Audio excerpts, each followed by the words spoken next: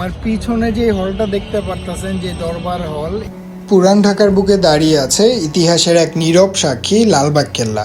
ইট পাথরের এই কেল্লার প্রতিটা কোণ যেন বলে যায় মুঘল আমলের সেই গল্প। আজ আমরা এসেছি ঐতিহাসিক স্থাপনাটির মাঝে হারিয়ে যেতে। দেখব কিভাবে সময়ের প্রলেপ ছুঁয়ে গেছে এই সৌন্দর্যকে। শুনবো ইতিহাসের কণ্ঠস্বর আর খুঁজে নিব সেই সব না বলা কাহিনী। আসসালামু আলাইকুম এভরিওয়ান, দিস ইজ আদর ফ্রম আদর দি নেম। তো চলুন আজকে ঘুরে দেখা যাক লালবাগ কেল্লা, যেখানে প্রতিটি ধাপে লুকিয়ে আছে শতাব্দীর পুরনো ইতিহাসের ছাপ। আমরা যখন এসেছিলাম হালকা হালকা বৃষ্টি পড়ছিল, তো বৃষ্টিতে সব কিছু ধুয়ে যাওয়ার কারণে অনেক বেশি সুন্দর লাগছিল সব। প্রথমে আপনাদেরকে ছোট করে ইতিহাসটা জানিয়ে দিই, যাতে করে আপনার প্রতিটা জায়গা আপনারা রিলেট করতে পারেন। লালবাগ কেল্লার নির্মাণ কাজ শুরু হয়েছিল 1678 খ্রিস্টাব্দে মুঘল সুবেদার প্রিন্স মোহাম্মদ আজম শাহ, যিনি সম্রাট আওরঙ্গজেবের পুত্র। ঢাকায় আসার পরপরই কিন্তু তিনি এই দুর্গের নির্মাণ কাজ শুরু করেন। তো কাজবশত উনি আবার দিল্লিতে ফিরে যান, তখন নির্মাণ কাজ অসমাপ্ত অবস্থায় ছিল। পরবর্তীতে নবাব শায়েস্তা খান ঢাকা অঞ্চলের সুবেদার হন এবং লালবাগ কেল্লার কাজ পুনরায় আবার হাতে নেন। কিন্তু দুর্গের নির্মাণ শেষ হয়নি, কারণ শায়েস্তা খানের কন্যা পরী বিবি, যিনি হচ্ছে অল্প বয়সেই মারা যান, এবং পরী বিবির মৃত্যুর পর পরী বিবির পিতা নবাব শায়েস্তা খান দুর্গটিকে অপয়া বা অশুভ বলে মনে করে নির্মাণ কাজ বন্ধ করে দেয়। আমার পিছনে যে দরবার হলটা আছে, এটা হচ্ছে আওরঙ্গজেবের পুত্র আজম শাহ এইটা নির্মাণ করেন। আর যদি ক্যামেরাটা যদি আমরা একটু ঘুরাই, এইটা যেটা আছে এইটা আবার শায়েস্তা খান নির্মাণ করছিল। আবার একদম এইটার পিছনে বরাবর যে মসজিদটা, এইটা আবার আজম শাহ নির্মাণ করছিল। আর বাদ বাকি যা দেখতে পারতেছেন, আজম শাহ চলে যাওয়ার পর এইগুলা নির্মাণ করেন হচ্ছে শায়েস্তা খান। জায়গাটায় বসে আসলে শায়েস্তা খান অফিস করত, যেহেতু এটা অনগোয়িং একটা স্তম্ভ। তো অনগোয়িং বলতে এটা জাস্ট আপনার কাজ প্রসেস চলতেছিল, এর ভিতরেই কিন্তু কাজটা থেমে যাওয়া হয়। এই যে একটা বিড়াল, এই বিড়াল কই যাও? লালবাগ কেল্লার অভ্যন্তরে তিনটি প্রধান স্থাপনা রয়েছে: দরবার কক্ষ ও হাম্মামখানা, পরী বিবির মাজার এবং একটি মসজিদ। এই ফোয়ারাগুলো আপনার বিশেষ দিন বলতে লাইক ঈদের দিন বা বিশেষ যে কোনো দিনগুলাতে এই ফোয়ারাগুলা আর কি ওপেন করা হয়, ছাড়া হয়। এই ফোয়ারাগুলোও কিন্তু একদম বানানোর সময় থেকেই এগুলো আছে। কেল্লার ভেতরে থাকা এই কামানটি মুঘল সামরিক প্রতিরক্ষার অংশ হিসেবে ছিল বলে ঐতিহাসিকভাবে মনে করা হয়। এটি মুঘল আমলের অস্ত্র এবং এটি প্রায় 1700 শতকের শেষ দিক থেকে কেল্লায় অবস্থান করছে বলে ধারণা করা হয়। লালবাগ কেল্লায় আপনি পার্সিয়ান, মুঘল এবং বাংলার স্থাপত্যশৈলীর মিশ্রণ দেখতে পাবেন। ওই সময়টায় এই জায়গাটায় পুকুর ছিল। তো সিপাহী বিদ্রোহ যখন হয় 1857 সালে, তো সিপাহী বিদ্রোহের সময় যতগুলা সিপাহী এখানে মারা গেছে, 57 জনের মতন বা 41 জন এরকম হবে, তাদের সবাই এই জায়গাটায় পুঁতে দেওয়া হয়। দক্ষিণ তোরণ লালবাগ কেল্লার একটি মূল প্রবেশ পথ হিসেবে পরিচিত ছিল। এটি কেল্লার দক্ষিণ দিক দিয়ে প্রবেশের জন্য ব্যবহৃত হতো এবং সামরিক ও প্রশাসনিক দিক থেকে গুরুত্বপূর্ণ ছিল। এটি শুধুমাত্র প্রবেশ পথ নয়, বরং পুরো দুর্গের প্রতিরক্ষা কাঠামোর অংশ ছিল। তো ধারণা করা যায় এটি দিয়ে সম্রাট বা উচ্চপদস্থ অতিথিরা প্রবেশ করতেন। ব্রিটিশ আমলেও এই তোরণ ব্যবহৃত হতো প্রশাসনিক কাজে। প্ল্যাকার্ডস দেখতে পারতেছেন, ঘুরে দিছে। এটা বেসিক্যালি ছিল হচ্ছে গোপন সুড়ঙ্গ। তা আমি যদি একটু দেখাই, যে ওই জায়গাটায় হচ্ছে একটা সিঁড়ি আছে, হ্যাঁ। তো ওইখান দিয়ে গোপন সুড়ঙ্গটা গেছে। লোকমুখে প্রচলিত আছে যে আর কি এই সুড়ঙ্গ দিয়ে নাকি একদম দিল্লি পর্যন্ত যাওয়া যায়। তো কাছে যেটা মনে হয়েছে যে ইটস বেসিক্যালি, তো ওই সময়টায় যেহেতু নৌ চলাচলটা বেশি ছিল, তো সেইটার কারণে এটা খুব সম্ভবত এই নৌয়ের সাথে সংযোজন করেই একটা সুড়ঙ্গ তৈরি করা হয়েছে, যার কারণে দেখা যায় ইনসিডেন্টলি কিছু একটা হয়েছে। তো হইলে যাতে সেনা যারা আছে তারা যাতে ওই গোপন এই সুড়ঙ্গটা দিয়া ওই নদী পথে যাতে যাইতে পারে, এইটা একটা। তা আরেকটা ব্যাপার হচ্ছে যে এইখানে হচ্ছে অনেকেই স্থানীয়দের মতামতে এই জায়গায় হচ্ছে অশরীরী অনেক কিছু আছে। তো এইটার আরেকটাও প্রমাণ মিলে বাহির থেকে এই জায়গাটায় আসার পর এই জায়গাটা তদারকি করার জন্য যে আসলে সুড়ঙ্গটার ভিতরে কি আছে, এত এত লোকমুখে এত প্রচলিত এত কথা। তো তারা কি করে, দুইটা কুকুর ছাড়ে এই জায়গাটায়, তো কুকুরটা ফেরত আসে না। তখন তারা বুদ্ধি করে কি করে, ওই দুইটা কুকুরের সাথে তারা ছিকল পেঁচিয়ে তারপরে ওই দুইটা কুকুর ছাড়ে, যাতে আর কি রিটার্ন করে যাতে তারা আনতে পারে। তো পরবর্তীতে কি দেখা যায় যে শুধু ছিকলটা আসছে, কুকুরটা আসে নাই, কুকুর দুইটা আসে নাই। এই জায়গায় একটা মিথ কাজ করে। এটার রিজন একটা হইতে পারে যে ভিতরে অনেক রাসায়নিক অনেক কিছু আপনার জমে গেছে, যেহেতু বদ্ধ একটা সুড়ঙ্গ। তো এইটা একটা হইতে পারে, অথবা আরেকটা হইতে পারে যে একটা গ্যাস থাকে না, যে অনেক দিন বদ্ধ থাকার ফলে একটা গ্যাস তৈরি হয়েছে। সো এইটার কারণে হইতে পারে। তো আমার মতে এই জায়গাটায় উচিত, যেহেতু এখন অনেক আধুনিক যুগ, অনেক কিছুই এখন করা সম্ভব, সো এই জায়গাটায় রোবোটিক কিছু একটা করে যে এটার ভিতরে কোথায় সংযোগস্থল বা কোথায় কি আছে এই ব্যাপারটা নিয়ে তদারকি করা উচিত। এখানে যেসব পুরনো কাঠামো এখনও টিকে আছে সেগুলো মুঘল আমলের নিখুঁত কারিগরি এবং ঐতিহ্যের সাক্ষ্য বহন করে। সিঁড়ি বেয়ে উঠে পড়লাম অডিয়েন্স হলের দ্বিতীয় তলায়, যেখান থেকে লালবাগ কেল্লার বিভিন্ন অংশ দেখা যায়, যেমন পরী বিবির সমাধি, হাম্মামখানা এবং মসজিদ। তো এখান থেকে যদি দেখাই, এইটা হচ্ছে সম্রাট আজম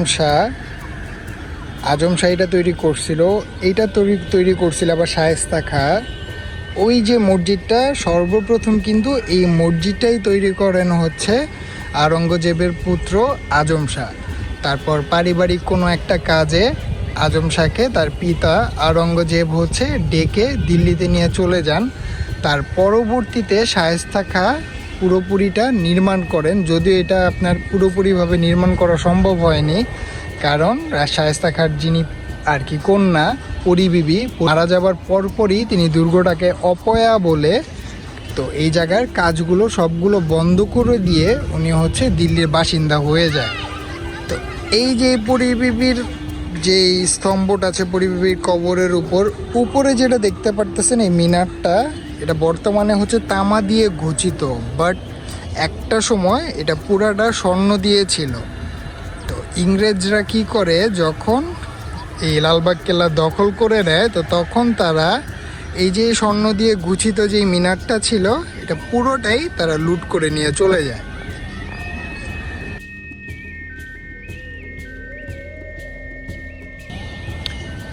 এটা খুব সম্ভবত আপনার কামান ফিট করার যেই দুর্গ, ওই প্রাচীরটা এই জায়গা থেকে নির্মাণ করা হয়েছিল। কেল্লার ভেতরে পরী বিবির সমাধি আর দরবার হলে ঠিক মাঝামাঝি এলাকায় বড় আকারের এই জলাধার বা জলাশয় রয়েছে।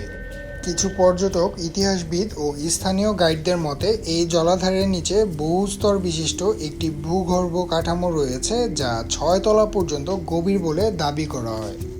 এক একজন এক এক ব্যবহার সম্ভাবনা দিয়েছে, যেমন কেউ কেউ বলেছে পানি সংরক্ষণের জন্য বিশেষ প্রযুক্তির অংশ, কেউ আবার বলেছে জরুরি সময়ের জন্য গোপন আশ্রয় বা পালানোর পথ, আবার কারো কারো মতে এটি হাম্মামখানায় গরম ও ঠান্ডা পানির যোগান দিত। আবার কিছু মতানুসারে এখানে গোপন সুড়ঙ্গ বা কুঠুরি ছিল, যা হয়তো নদী বা শহরের বাইরের দিকে যেত।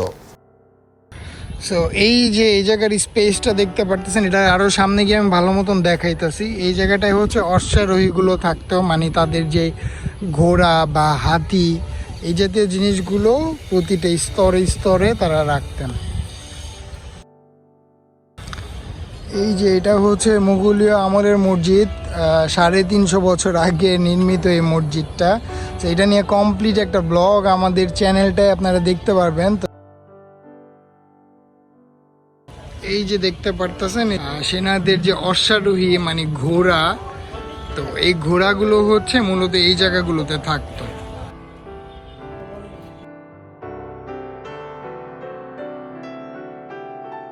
একদম পরী বিবির স্তম্ভের ঠিক বরাবরই হচ্ছে একটা আরেকটা ফোয়ারা। এখানে যে 3টি কবর রয়েছে, খুব সম্ভবত একটি হচ্ছে পরী বিবির যিনি দাসী ছিলেন ওনার, আর আরেকটি হচ্ছে পরী বিবির কোনো নিকট আত্মীয় বা কোনো রাজসভার নারী কর্মী। এইটা খুব সম্ভবত, আচ্ছা এখানে লেখা আছে শামশাদ বানুয়ের সমাধি, যেটা হচ্ছে শায়েস্তা খানের কথিত ছোট কন্যা। তার সমাধিস্থলটা হচ্ছে এখানটায়। আসলে আমরা যে ভুলটা করি, দেখা যায় যে ভিজিট করেই চলে যায়, তো যেহেতু কবর দেওয়া হয়েছে সো ওয়াই নট আপনি কবর জিয়ারত তো করতে পারেন, রাইট?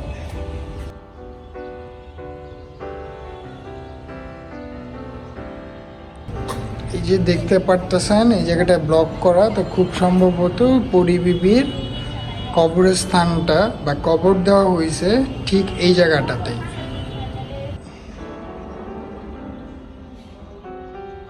তো এই জায়গায় ফোয়ারাগুলো দেওয়ার রিজনটা হচ্ছে আমার ওয়াইফ আমারে যেটা বললো যে আগের দিনে হয়তো বা যেহেতু এসি ছিল না, তো পানি দিয়ে পুরো একটা দুর্গরে ঠান্ডা করে রাখা বা ঘরগুলোরে ঠান্ডা করে রাখার যে ব্যাপারটা, ওই জায়গাটাই হচ্ছে কাজ করতো এইভাবে। পরিবিবির সমাধিস্থলটা বাংলাদেশের অন্যতম এবং একমাত্র ঐতিহাসিক সমাধিস্থল যেখানে সব কিছুতেই মার্বেল পাথর ব্যবহার করা আছে। অন্যান্য জায়গায় যেমন মার্বেলের টুকরা ব্যবহার করা হয়, বাট পুরোপুরিভাবে যে মার্বেল পাথর ব্যবহার করে সমাধিস্থল আর কি করা হয়েছে, এটা বাংলাদেশে কিন্তু কোনো জায়গায় দেখা যায় না। সো রাইট নাও আমরা হাম্মামখানায় প্রবেশ করছি। লালবাগ কেল্লার ভেতরের অন্যতম গুরুত্বপূর্ণ ও রহস্যঘেরা স্থাপনা হচ্ছে এই হাম্মামখানা। এটি কেবলমাত্র কিন্তু একটি স্নানাগার ছিল না, বরং প্রযুক্তি, রাজকীয় বিলাসিতা এবং মুঘল স্থাপত্য শৈলীর একটি অনন্য নিদর্শন। এবার আসি তাদের, এটা হচ্ছে বাথটাব। তো এই জায়গাটার একটা স্পেশালিটি আছে, এটা মূলত হচ্ছে প্রথমে আজম শাহ এটা ব্যবহার করছে, তার পরবর্তীতে এটা হচ্ছে শায়েস্তা খাঁ ব্যবহার করছে। তো একটা জিনিস যদি দেখাই, এই যে দেখেন বাথটাব, এই জায়গায় সিঁড়িটা, এই জায়গাটায় হচ্ছে পানির লাইন। তো এইবার এই দিকটায় যদি আমরা যাই, এই যে এই জায়গাটায় হচ্ছে পানিগুলো জমা হতো, এই জায়গাটায় ছাড়া হতো।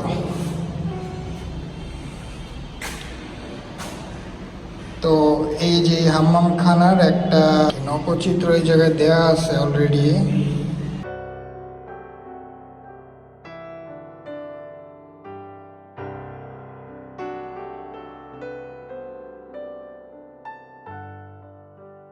আচ্ছা, তো এই জায়গাটায় হচ্ছে বড় জোর গেলে আমরা গেস করতে পারবো, এটার বেশি আর কিছুই না।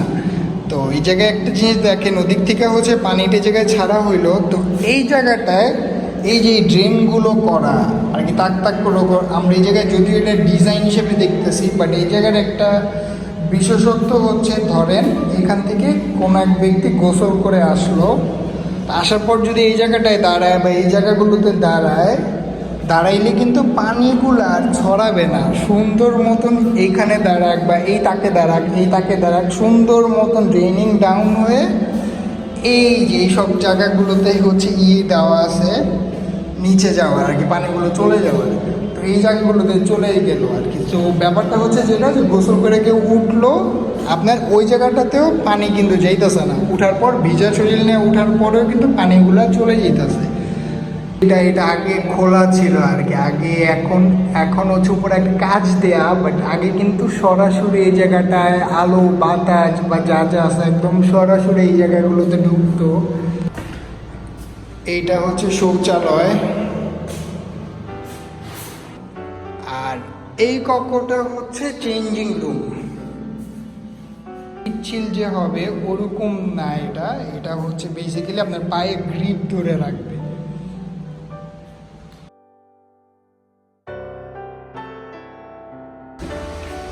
সো এই দোতলার সিঁড়িটা অনেক উঁচু সিঁড়ি, আমাদের মতন ঠুনকো মানুষজনের জন্য না। তারা হচ্ছে অনেক শক্তিমান ছিল, অনেক শক্তিশালী ছিল, মনে হইতেছে হিল ট্রেকিং করতেছি। সেম বন্ধ করে রাখছে।